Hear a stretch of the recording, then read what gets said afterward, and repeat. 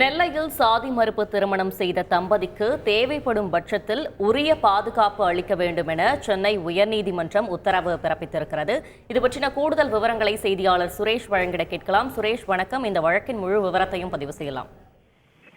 வணக்கம். திருநெல்வேலி மாவட்டத்தில் சாதி மறுப்பு திருமணம் செய்து கொண்ட தம்பதியரை பொறுத்தவரைக்கும் அவர்கள் தங்களுக்கு பாதுகாப்பு வழங்க வேண்டும் என்று சென்னை உயர்நீதிமன்றத்தில் மனு தாக்கல் செய்திருக்கிறார்கள். ஏற்கனவே தங்களது திருமணத்திற்கு எதிர்ப்பு தெரிவித்து மார்க்சிஸ்ட் கம்யூனிஸ்ட் கட்சியினுடைய அலுவலகத்தை சூறையாடி இருக்கிற காரணத்தினால் தங்களுக்கு பாதுகாப்பு வழங்க வேண்டும் என்று மனுவில் கோரிக்கை விடுத்திருக்கிறார்கள்.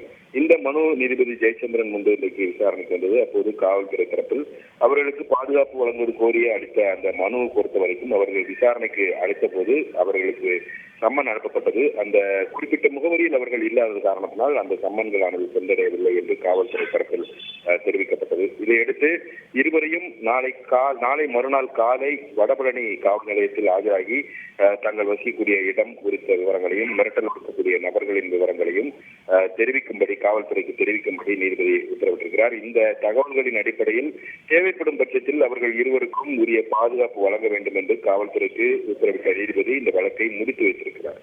விவரங்களுக்கு நன்றி சுரேஷ். செய்திகளை உடனுக்குடன் தெரிந்து கொள்ள உடனே சப்ஸ்கிரைப் பண்ணுங்க.